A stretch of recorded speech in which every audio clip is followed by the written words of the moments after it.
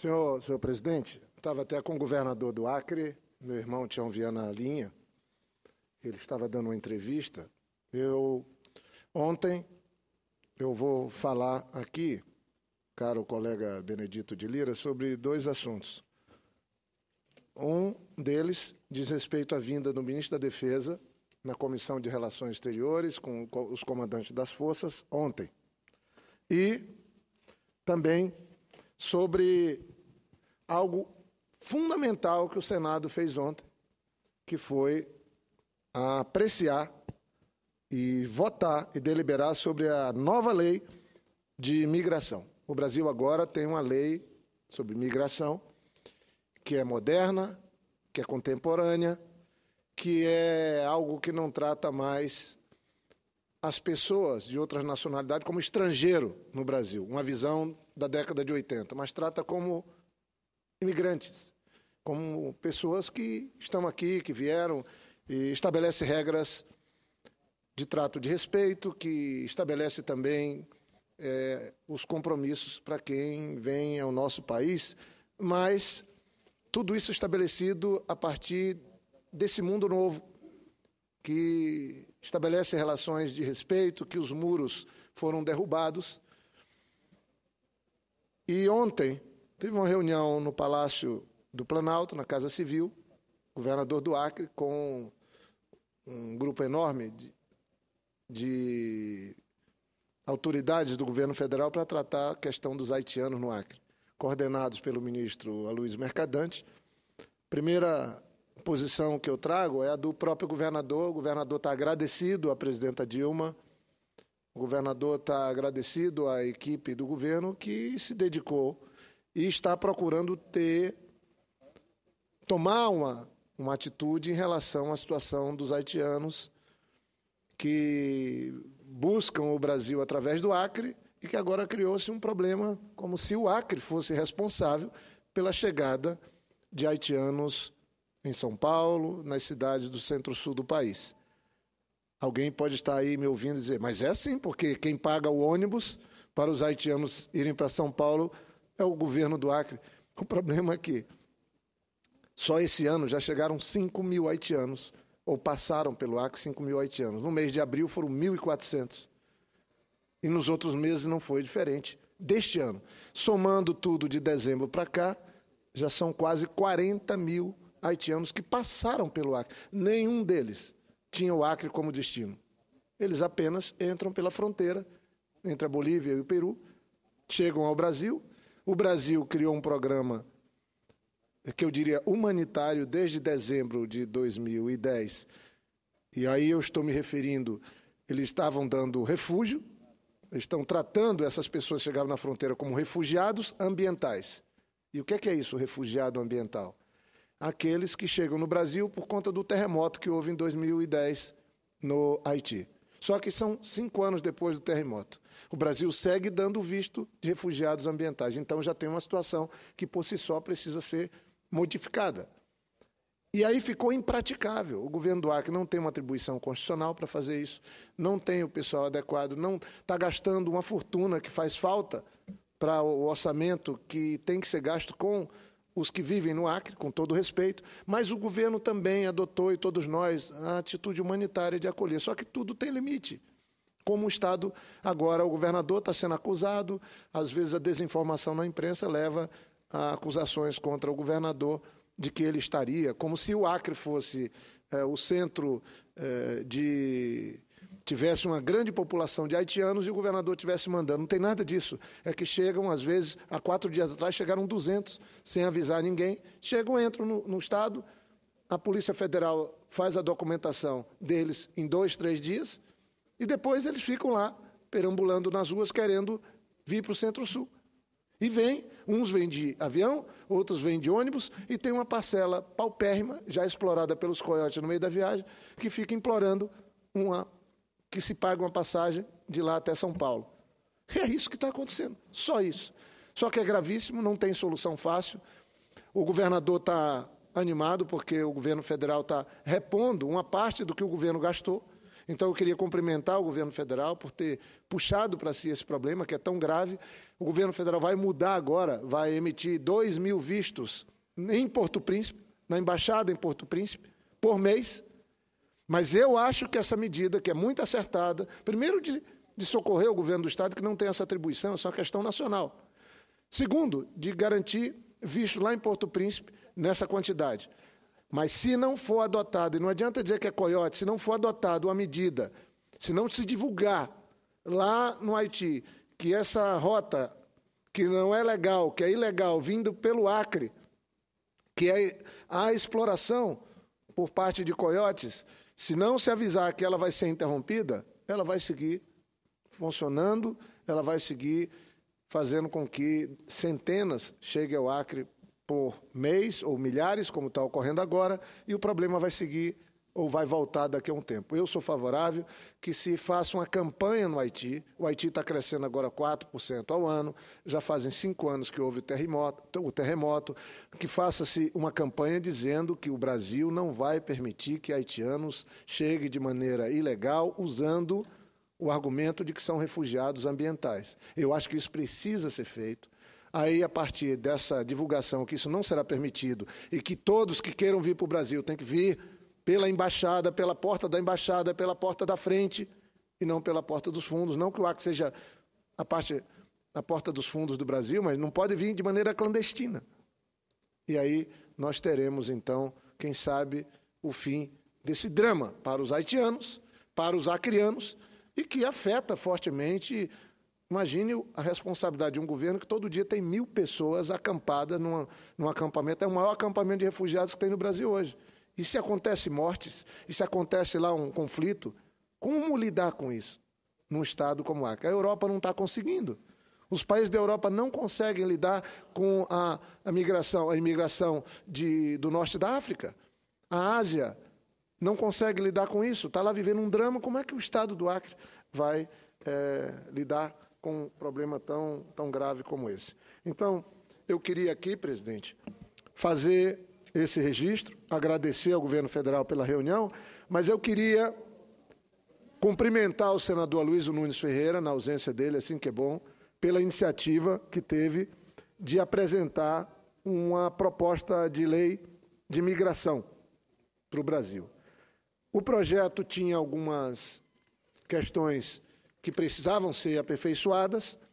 O senador Ricardo Ferraço, como relator, construiu um substitutivo em comum acordo com o senador Aloysio Nunes, e ambos merecem um elogio, que eu estou fazendo aqui da tribuna, porque reuniram-se com o Paulo Abrão, que era o secretário nacional de Segurança, e com o atual secretário responsável por essa área, o Beto Vasconcelos, que, aliás, tem ajudado nas questões do Haiti. Quero cumprimentar o doutor Beto Vasconcelos, porque ele reuniu a equipe dele e ajudou a aperfeiçoar essa proposta de lei. Conforme nós tivemos ontem, a medida que nós aprovamos ontem na Comissão de Relações Exteriores, e que vai ter grande repercussão quando aprovada aqui, ela revoga a quase totalidade da Lei 6.815, de 19 de agosto de 80. 80 nós vimos um regime de exceção, regime militar, e foi com base nesse regime que cerceava, que enfrentava, que tratava da questão de segurança nacional, que nós tínhamos uma lei do estrangeiro, e conhecida como Estatuto do Estrangeiro. A instituição de uma lei de imigração é necessária, porque o tema é um desafio para o mundo de hoje. A Europa, a gente abre o noticiário, é diário os problemas. O drama, a morte, a fome. E eu estou falando de uma das regiões que alcançou grandes avanços econômicos, sociais, ao longo de milhares de anos. E tem um drama para resolver quando o assunto é migração. Por meio da aprovação desse PLS 218, que eu tive a satisfação de votar ontem, e o PLS foi apresentado em 2013, nós estamos atendendo à necessidade de um novo paradigma para o tratamento da questão do estrangeiro no Brasil.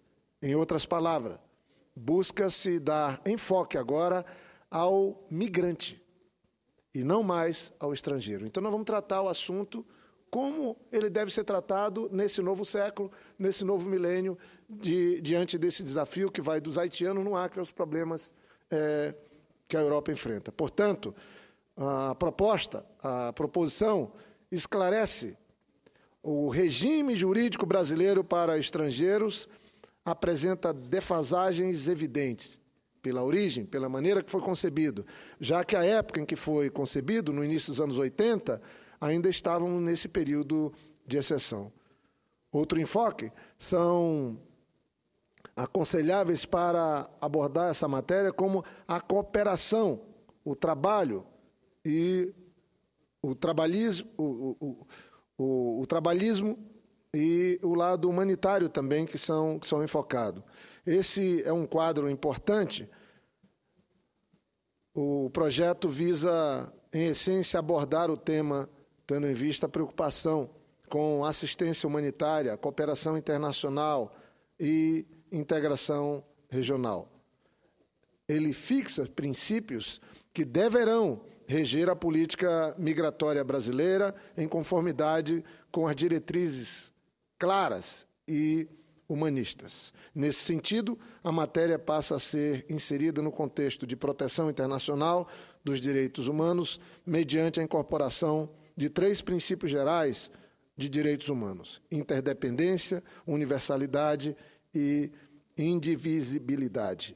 Assim, conhece-se o cabedal normativo de proteção dos direitos humanos dos imigrantes e não o caracteriza como um mero ato de soberania. Ainda segundo o próprio senador Aloysio Nunes Ferreira, a lei almeja e construirá um corpo normativo de direitos e deveres que devem alcançar todos os imigrantes, que cada imigrante faz jus a todos os direitos previstos e que cada direito se realiza em conjunto com a efetividade dos demais. Então, direitos e deveres dos imigrantes estão estabelecidos nessa lei. E eu digo, é impressionante, senador Benedito de Lira, senador Cristóvão, inexplicável. Nós fizemos a Constituinte e temos 27 anos após a promulgação dela, o Brasil ainda não tenha adequado a sua lei, que no fundo era a lei do estrangeiro, para uma lei moderna de imigração, e que essa regulação jurídica tenha base numa realidade jurídica e política de um país democrático. Porque a regra que nós temos é da época que nós vivíamos um regime militar. E ontem nós votamos uma lei que eu espero que ela venha para cá e que o Brasil se mostre para o mundo, como todos nós somos, como uma grande nação, que inclusive possa servir de referência para uma relação que beira o preconceito da Europa com aqueles que buscam uma melhor vida, o sonho de alcançar uma melhor condição de vida para suas famílias. O mesmo vale para a Ásia. Então, eu queria fazer esse registro. Espero que façamos aqui um debate sobre esse tema e eu ouço o senador Cristóvão para que eu possa só dar um informe sobre outra questão e obviamente, passar a palavra, a tribuna aqui para outros colegas. Senador Cristóvão Buarque.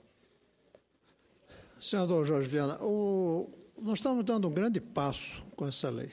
E um passo que poderia ter repercussões além do Brasil.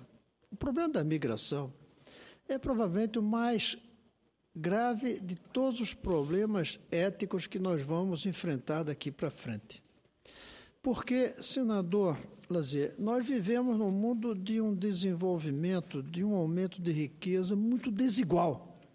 E é como a lei da gravidade. A matéria atrai a matéria. A riqueza atrai quem não tem acesso a ela. É o mais óbvio. É isso que fez com tantos irmãos nordestinos, do senador Benedito e meu, tenham vindo para o Sul, em busca da riqueza do Sul. É isso que faz com que hoje os africanos queiram ir para a Europa. Na verdade, é um erro do sucesso europeu. Eles erraram ao terem tanto sucesso concentrado, sem fazer os necessários ajustes fora das suas fronteiras. Agora, estão usando o Mediterrâneo como se fosse um muro. É um muro deitado de água, mas é um muro.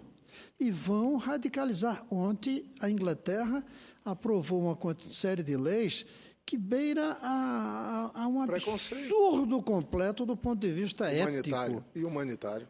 Humanitário. Eu não vou nem chamar de nazista, porque seria ferir muito ao sentimento britânico. Mas é o resultado da defesa dos seus interesses, e temos que reconhecer o direito de defender os seus interesses, contra a invasão de massas pobres. Mas, em vez de fazer um esforço mundial para que essas massas não precisem emigrar, porque a migração é um custo pessoal muito grande, senador Benedito. Sair do seu lugar custa muito esforço, sofrimento, separações. Ninguém migra, salvo um ou outro, por aventura. Você migra por necessidade. A Europa está fazendo um muro no Mediterrâneo. E o pior é que é um muro que não vai dar certo. Não tem como impedir barquinhos de atravessar em alguns pontos 15, 20 quilômetros ou milhas de distância. Como o muro físico entre Estados Unidos e México não consegue barrar. Não vai barrar. Essas massas vão procurar os lugares onde há a hipótese de riqueza, até porque a maioria deles não ficam melhores, apenas passam a comer o que sobra, muitos deles do lixo mesmo e das esmolas, mas vão em busca da ilusão. O Brasil, ao fazer uma lei como essa, ao regulamentar o que estava escrito desde o início da Constituição, tenta mostrar que temos um caminho legal, um marco legal para funcionar. Eu estou tentando reunir um grupo de parlamentares que eu chamo Sem Fronteiras para defender os direitos dos migrantes. Da mesma maneira que consegui fazer, está em funcionamento, um movimento de parlamentares sem fronteiras pelos direitos das crianças. E é possível que consigamos juntar parlamentares que, independente do país, do eleitor que ele representa, terão um sentimento humanista global no mundo planetário que nós vivemos hoje. Então, é boa a lei, mas nós temos que nos preparar, senhor. O Brasil, por ser menos pobre que outros, vai receber imensas massas de imigrantes. É uma questão talvez de 10, de 20, de 30, de 50 anos, não acredito que chegue a 50 anos, vai receber. O Acre, como é um estado de fronteira, é uma das portas de entrada. Lá, o Distrito Federal que eu represento, vai ser difícil chegar aqui. Recife, onde eu nasci, é o ponto mais distante de uma fronteira. Pouca gente sabe disso. Tirando o centro do Canadá, o lugar mais distante de uma fronteira no mundo é aquela região entre João Pessoa, Recife. O mais perto é a África. Então, ali não vão chegar tantos, mas haverá uma migração grande para o Brasil através das fronteiras e até mesmo através de aeroportos. E nós temos que estar preparados, e preparados sem perder o sentimento humanitário. E, nesse sentido, eu quero fazer um elogio ao governador Tião Viana. O Tião passou, guardado as proporções, o que hoje passa o sul da Itália. O Tião está passando ainda. Está passando ainda. Está lá no acampamento, tem quase 1.000 haitianos. Guardadas as proporções, obviamente, ele está enfrentando o que o sul da Itália está enfrentando. E eu acho que ele está enfrentando com mais sentimento humanitário do que os governos europeus, com exceção do Papa, que tem tido uma postura muito humanista nesse sentido. Eu aproveito para mandar esse meu reconhecimento ao trabalho do Tião, que nem sempre é bem entendido. Exatamente. Porque aqui no Brasil muita gente tem o mesmo espírito que tem os europeus hoje. Devolve esse pessoal para longe da gente. Muitos. Na época que que teve o auge da entrada de haitianos, a quantidade de e-mails que eu recebia, de twitters, protestando contra o fato de estarmos recebendo, gastar dinheiro. Como é que a gente gasta dinheiro com haitianos e não gasta com brasileiros? O Tião sofreu muito isso, como também sofreu quando tentou dizer não dá para botar só no Acre, tem que buscar outros estados também, e ajudou na migração interna desses haitianos. Então, eu parabenizo todos que trabalharam na lei, acho que é um marco, mas esse é um assunto que precisa uma reflexão profunda nossa, como uma nação que deve ter uma voz no cenário mundial. Muito obrigado. Eu agradeço e realmente o governador Tião Viana tem sofrido muito com isso. É lamentável, senador Cristóvão, nós estamos no século XXI, mas parece que não. É lamentável, senador Cristóvão, nós estamos num milênio, num novo milênio, mas parece que não. E não só Vossa Excelência tem razão quando fala dessa intolerância na Europa, mas hoje tem intolerância, e tem vários exemplos nesse caso, até com brasileiros. Tem gente de uma elite que eu tenho até pena, porque não é possível esse tipo de compreensão. Tem gente que hoje reclama porque os aviões no Brasil estão cheios, porque pobre agora está andando de avião. Tem gente que quer um avião com poucos, um avião vazio para quem tem dinheiro. E isso é lamentável sob todos os aspectos. Nós somos 7 bilhões de habitantes nesse planeta, e se nós não tivermos generosidade, se nós não tivermos o lado humanitário na relação humana, nós vamos ter o quê? Então, eu queria encerrar falando da audiência que nós tivemos ontem com o ministro Jacques Wagner. Queria cumprimentar o ministro e a equipe pela exposição, pelo debate que fizemos, e ele estava acompanhado do general Eduardo Vilas Boas, que é um bom amigo que eu tenho, comandante do Exército, conhece a Amazônia, já tivemos em tribos indígenas, ele ainda auxiliava, na época, o comandante militar da Amazônia, dormimos no chão, eu, governador, no chão, sem colchão, sem nenhum tipo no chão, numa tribo indígena, eu, governador, o comandante, que na época era Figueiredo, comandante militar, Vilas Boas, que hoje é o comandante do Exército. Então, o comandante do Exército brasileiro, com uma figura muito preparada do nosso Exército, eu estou dando um testemunho meu, eu, governador, eles aceitaram a agenda comigo, eu sempre fiz isso, parece estranho, né? Mas e nós fomos, e uma vez nós dormimos numa escola indígena, que era um piso de chão, e ali nós passamos uma noite, inclusive boa, deu para descansar um pouco, porque era muito longe, a viagem foi longa e nada como deitar. E no Acre a gente tem essa mania, na casa dos seringueiros, de Pachuba, e é normal se dormir no chão. Assim, é normal quando a gente não tem, as casas não dá para atender todo mundo, não tem rede para todo mundo. E aí a situação lá era meio crítica e resolvemos não tomar o lugar de ninguém e dormimos no chão, o comandante militar, eu. E ontem eu estava aqui, e ele sabe da minha alegria quando ele chegou no ápice da carreira a comandar agora o Exército Brasileiro. Estava também o almirante de esquadra Eduardo Ferreira, comandante da Marinha, o brigadeiro Nivaldo Rossato, que é o comandante da Aeronáutica, e o chefe do Estado-Maior, conjunto general Denardi, que eu conheço bem. Eu trabalhei um período nessa área de defesa, quando eu saí do governo, trabalhei na implantação da indústria de helicópteros em Itajubá, junto com outros colegas da empresa, nós fizemos uma cooperação real, concreta com a França. O Brasil, em vez de comprar helicópteros para transporte das Forças Armadas, nós trouxemos uma fábrica para o Brasil. Não sei se é do conhecimento de todos, mas piloto de helicóptero, pelo menos de médio porte, ele tem a obrigatoriedade de fazer simulador de voo. Ele tem que ter um treinamento em simulador de voo. Só que não existe na América Latina simulador de voo. Tem que ir para a Europa para fazer o treinamento.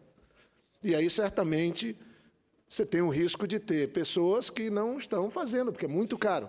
E no projeto que nós trouxemos também esse equipamento complexo. Então, toda aqui na América Latina, todos os pilotos vão poder vir para o Rio de Janeiro, está em obra, está na fase final. Eu tenho muito orgulho desse projeto. O simulador para helicóptero está deve ser inaugurado breve pela Elibras. Também um centro de engenharia que nós trouxemos. E, enfim, eu estou falando isso porque eu queria cumprimentar. Foi importante o debate, nós ouvirmos o ministro da Defesa. Eu fiz uma intervenção, estou preocupado com a redução de orçamento, mas eu fiz uma intervenção porque os jornais têm divulgado que agora o tráfico de drogas está indo, tem uma rota no Ceará. Aqui eu tenho informações, em Pedra Branca, foi preso um avião com 360 quilos de cocaína. 4 pessoas foram presas, foi identificado um avião, pista clandestina, a Polícia Federal prendeu. E está caracterizado que tem-se uma rota, foi pego um GPS com pontos marcados na Colômbia, no Peru. E eu vivo num estado vizinho, com todo respeito aos países, mas que tem produção de droga grande, no Peru, na Bolívia e na Colômbia. E, óbvio, o Brasil é um grande mercado, ou é uma passagem importante para a Europa, que normalmente essa rota aí agora que prenderam 360 quilos de cocaína no Ceará, bem divulgado pela imprensa, era a tentativa de estabelecer o uso de uma rota que é nova, porque quem que vai desconfiar que está tendo tráfico de droga nos voos do Nordeste para a Europa. Mas era exatamente isso que os traficantes estavam fazendo. E eu fiz uma ponderação, e eu acho que seria da maior importância que nós tivéssemos, ou que se tenha mesmo, o uso das Forças Armadas para enfrentar duas coisas, duas guerras. Uma, o tráfico de armas na fronteira, Vossa Excelência de um Estado de fronteira, e drogas. O gasto em 2013 com as Forças Armadas foi de 70 bilhões. Alguém vai dizer, mas gasta-se 70 bilhões com as Forças Armadas no Brasil, com a defesa no Brasil, não é nem com as Forças Armadas, com defesa. E eu posso afirmar que, comparado com os países vizinhos, isso é pouco. Posso afirmar que hoje nós tínhamos que trabalhar para dar mais condição financeira, orçamentária para as Forças Armadas, para o Ministério da Defesa, para que eles possam nos defender a todos. O Brasil tem um pré-sal, o Brasil tem uma Amazônia, o Brasil tem 200 milhões de habitantes e tem uma guerra acontecendo internamente no Brasil. 52 mil assassinatos por ano. 52 mil assassinatos por ano. Uma parte deles em função dessa coisa insana, que para mim é insana, de todo mundo ter uma arma em casa ou querer ter uma arma, normalmente ilegal em casa, dizem que é para se defender, mas são essas armas que estão matando, são essas armas que estão tirando a vida.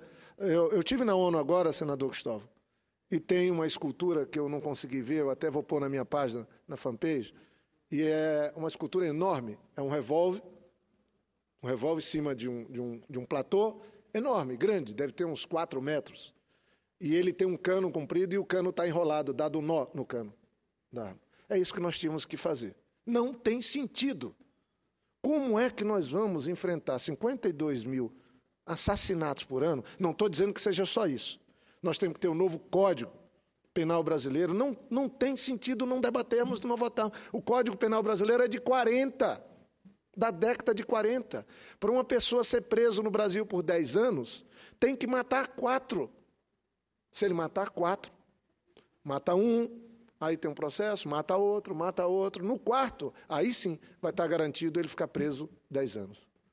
Se não, ele vai pegar um advogado, um defensor público e vai ficar lá alguns meses, ou dependendo como for, nem preso será. E quem matou, se for preso, vai ter uma boa pensão, e a vítima que ficou viúva, ou viúvo que ficou sem a esposa, ou os pais que ficaram sem os filhos, esses não recebem nada. Aliás, nunca foi regulamentado, e eu estava propondo, como membro da comissão, que agora a gente possa mudar. Quem tem que receber dinheiro é a vítima, é a família da vítima, e não aquele que matou. Com todo... E eu fiz uma ponderação que o Ministério da Defesa, que o Ministro da Defesa, que as Forças Armadas sejam usadas como suporte para a Polícia Federal. Nós vamos esperar que... Nós temos 17 mil quilômetros de fronteira. Como é que nós vamos proteger se não for com as Forças Armadas? E a proteção focada, porque nós não estamos em guerra com ninguém, mas focada em combater essas duas guerras que estamos vivendo, a da droga e do tráfico de armas. Se nós fizermos isso, usando a inteligência da Polícia Federal, dando suporte para a Polícia Federal e usando como apoio, e tão somente como apoio, as Forças Armadas, eu acho que a situação melhora muito. Esse é o ponto que eu trago. Eu queria dizer que mesmo estando desenvolvendo projetos estratégicos que vão do satélite ao ProSub, que é um programa nuclear da Marinha do Brasil, a produção do blindado Guarani, o GRIMP, que é o FX-2, a produção de caça no Brasil, nós já trouxemos, como eu falei, eu trabalhei a parte de aviões de asa rotativa, que são os helicópteros, já temos uma fábrica em Itajubá produzindo, apesar dos cortes do orçamento, que eu acho que não deveríamos incluir programas tão importantes nos cortes. Isso, eu faço essa defesa do fortalecimento orçamentário para o Ministério da Defesa. Temos também programas de inovação tecnológica importante e reconhecidamente, inclusive, esses avanços na LAD. A LAD é uma feira, uma exposição de defesa que acontece no Rio de Janeiro, e o Brasil está ganhando cada vez mais autoridade nesse aspecto. Então, nós temos programas que precisam ter continuidade, e eu concluo, senhor presidente, fazendo aqui,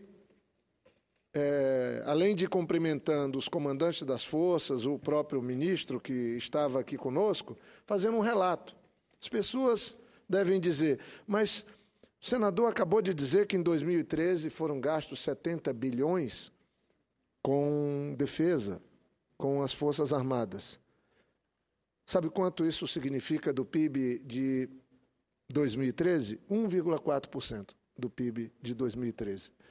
Sabe quanto que o Chile e a Colômbia gastam com defesa? 4% do seu PIB. 1% e 3% o outro. O Brasil não gasta a metade do que esses dois países gastam com defesa. Só que o Brasil é um país continental, tem um papel importante, tem obrigações diante desse planeta importantes. Nós acabamos de aprovar a lei de acesso à biodiversidade, aqui a presidenta sancionou, eu vou fazer um discurso semana que vem exatamente sobre isso. E aí eu diria que o PIB brasileiro nos últimos 10 anos, ele não aumentou na área de defesa. Nós tínhamos um PIB de pouco mais de 500 bilhões de dólares há 15 anos atrás, antes do governo do presidente Lula. Agora são de 2,3 trilhões de dólares. Isso tem um aumento nominal, mas o gasto com defesa em 2003 era exatamente de 1,4%, 1,4% do PIB. Em 2008, 1,4% do PIB. E agora 1,44% do PIB. Então, eram 25 bilhões em 2003, agora são 70 bilhões, mas isso é exatamente o mesmo percentual que o Brasil gastava com defesa. Eu acho que nós temos, se quisermos disputarmos um papel de algum protagonismo no mundo, temos que ter enormes avanços, como fez a Coreia na educação, como fez o Chile, como fez a Espanha, como fez a Irlanda na educação. Estamos, senador Cristóvão diariamente alerta isso. Eu fui na Coreia agora, senador. É inacreditável. Um país prensado por China, prensado pelo Japão. O rei, há 150 anos atrás, na Coreia, um sábio rei, sabendo que seu povo era massacrado, ora meio que escravizado por países vizinhos, mas que tinha uma cultura, uma identidade, tem mesmo, é diferente. Ele, sabe o que ele fez, senador? O maior feito dele, ele falou, nós precisamos criar um alfabeto, criar uma linguagem só nossa, que se diferencie para ser a base da nossa cultura. E ele criou um alfabeto, chamou um grupo de especialistas, ele criou um alfabeto, por isso ele é tido como como o fundador da Coreia, no sentido da cultura, da educação, criou um alfabeto baseado só em vogais e consoantes. É uma coisa bem diferente da escrita japonesa e chinesa, bem mais fácil, para que o povo pudesse todos falar aquela língua. Criou uma cultura, fortaleceu a cultura daquele povo, e eles, há 40 anos atrás, tomaram a decisão. 40 anos, era um país muito pobre. Uma hora corria risco por conta da pressão que tinha do Japão, uma hora a China, e falou assim, vamos fazer um plano para o Estado coreano de educação. Agora é uma das maiores potências econômicas do mundo. É a consequência. É inacreditável a qualidade de vida que eles têm. É inacreditável os avanços que o país experimentou, porque fez uma opção. Estabeleceu um plano, não de 4, 5, 6 anos, mas falou assim, 30 anos. Em 30 anos, nós queremos estar... Os 30 anos já passaram. Já tem mais, já, quase 40 anos, e eles viraram uma grande nação no mundo. É impressionante. Você anda na rua, você vê a engenharia, você vê a produção agrícola, você vê o turismo. Tudo isso é uma consequência da opção que eles fizeram pela educação. Então, eu acho que o Brasil pode fazer uma opção dessa. Eu vou ficar muito feliz, eu gosto muito do atual ministro. Confio que ele traz uma visão interessantíssima sobre educação, sobre cultura, mas eu vou ficar muito feliz no dia... Eu fiz no Acre meu plano decenal de educação junto com o governador Bim. Vou ficar muito feliz quando o Brasil fizer um plano para 20 anos de educação. Estabelecer metas, que podem ser modestas no começo, mas que seja uma proposta de Estado. E dizer, daqui a 20 anos, nós queremos alcançar esses indicadores, esse padrão para o nosso povo, para a nossa sociedade. No dia que o Brasil fizer isso, aí, sinceramente, nós vamos estar estabelecendo o prazo para a grande mudança no país. Aí, certamente, não vamos ter 52 mil mortos por homicídio, não vamos ter 40 mil mortos no trânsito e vamos conseguir muitos avanços. Mas eu associo sempre isso a investimentos na área de defesa. Temos que ter investimento. Para ter paz, precisamos investir na defesa. Cumprimento os comandantes das forças, cumprimento o ministro Jacques Wagner e digo, nós precisamos dar mais atenção para o orçamento do Ministério da Defesa e das forças que são orgulho nacional hoje. Eu ouço o senador Cristóvão e já me dou por encerrado o meu pronunciamento. Senador, muito rapidamente, só para lembrar que depois desse governo de 150 anos atrás, que criou o alfabeto, iniciou o processo de alfabetização, a Coreia passou por invasões, guerras civis, foi dividida em dois, virou só Coreia do Sul, e mais ou menos 50 anos atrás, saindo da guerra civil, dividido, pobre, com tropas estrangeiras americanas miseráveis, eles tinham metade da renda per capita do Brasil daquela época. Hoje tem o dobro. Tinha metade. Mas não só isso. Não é só a renda, porque até que cresceu o PIB e a renda brasileiras. É a qualidade de vida, é a sofisticação da vida, é a igualdade, é a paz nas ruas. É o fato de que hoje o Brasil, esse país imenso, vive comprando tecnologia coreana de carros. Carros coreanos são coreanos, carros brasileiros não são brasileiros. Tudo, sondas, tudo. Na área portuária. Todas essas coisas aqui que a gente vê na televisão provavelmente vieram deles. Então, tudo isso fruto de quê? De um grande investimento em educação. São grandes exportadores para a China, nós somos grande consumidor da China, eles são grandes exportadores. Exportadores de alta tecnologia para todo mundo. Agora, isso foi um projeto de Estado para a educação e muito transformar essa educação em inovação industrial. E nós não estamos fazendo nenhuma das duas coisas. O nosso BNDES, essa empresa maravilhosa, tem, se eu não me engano, 500 bilhões de investimentos nos últimos anos, não patrocinou patentes, senador. Tem quase nenhuma patente fruto dos investimentos do BNDES. Na Coreia, o BNDES deles só empresta para projetos inovadores. Não empresta para fusão de empresas comerciais. Não empresta para frigoríficos. Empresta para empresas que estão produzindo essas coisas. Por isso é um país que não só faz, cria também. Agora, o Brasil, eu fico muito feliz de ouvir o senhor, e o senador Lazier é um dos defensores disso, vai precisar de um projeto de longo prazo para a educação. E aí não tem outro jeito, gente. Não pode ser nas mãos de cada município. Não tem como ter projeto nacional municipalizado. Projeto nacional ou é da nação ou não é nacional.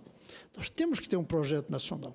E não dá para ter um projeto nacional do Brasil deixando que cada prefeito, com seus poucos recursos, financie uma boa educação. Não tem jeito. Ou mesmo Estado, como o Acre. Não tem jeito. Por isso, ou a educação é uma questão nacional e financiada pela nação, não vou nem dizer União, nem o Executivo, nem a Federação, mas ou nós brasileiros adotamos a educação como uma questão brasileira, portanto nacional, ou não vamos fazer o que a Coreia fez. A Coreia não faria isso deixando que cada município cuidasse das suas crianças. Eles nacionalizaram as crianças. Disseram, criança nasceu aqui, é coreana, vai ter uma educação igual a qualquer outra coreana, não importa a renda dos pais, nem o endereço onde ela vive. E conseguiram. O Brasil tem tudo para conseguir, e eu espero que, se juntemos nós aqui, senador, nós possamos levar adiante um projeto desse. Obrigado, senador Cristóvão. Obrigado, senhor presidente, pelo tempo e pela oportunidade de eu fazer essa prestação de contas sobre a questão dos haitianos, elogiar a nova lei, o marco regulatório da imigração e, ao mesmo tempo, elogiar a vinda do ministro da Defesa aqui ontem, Jacques Wagner, os comandantes das forças, e fazer esse posicionamento meu, que o Brasil dê mais atenção ao orçamento das Forças Armadas e do Ministério da Defesa. Só para lhe dizer, senador Jorge Viana, o seu pronunciamento prolongado foi extremamente proveitoso. Vossa Excelência demonstrou aqui um conhecimento dos grandes problemas nacionais, as grandes mazelas que nós estamos enfrentando, e o senhor disse muitas coisas aqui para reflexões. Poderia pensar algumas, dando destaque, por exemplo, nós precisamos encontrar um respaldo maior das Forças Armadas, a Polícia Federal, para combater essa disseminação de drogas que o Brasil está enfrentando, que nós não estamos dando conta. Eu acho que esse é um tema que o Senado precisa se deter e encontrar propostas para beneficiar. Uma outra coisa, Vossa Excelência falou, com relação, e saudando a lei que votamos ontem, das migrações, Vossa Excelência falou no problema do Acre, mas o Acre recebe e não fica com os imigrantes. Nós estamos recebendo lá no Sul, Caxias do Sul, uma demanda muito grande, onde uma solução que está se encontrando agora é o estabelecimento de cota. Pode ficar tanta gente, porque não há emprego para, principalmente, os senegaleses que estão chegando. Nós falamos de haitiano, mas passaram pelo Acre 2.500 senegaleses nesse mesmo período. Pois é, então imagina. Vem da África. Atravessam o Brasil inteiro para se instalar no extremo sul, onde não há emprego, não há mão de obra capacitada para oferecer a esta gente. Enfim, cumprimentos, Vossa Excelência fez aqui um brilhante pronunciamento, com amplo conhecimento.